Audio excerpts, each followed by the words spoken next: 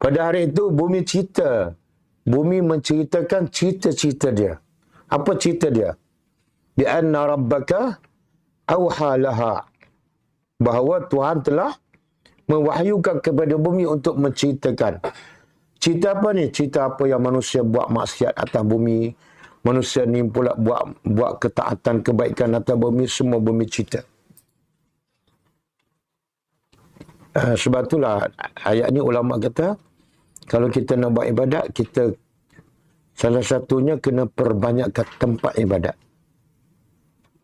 Jangan solat satu tempat. Jangan buat baik satu tempat. Kenapa?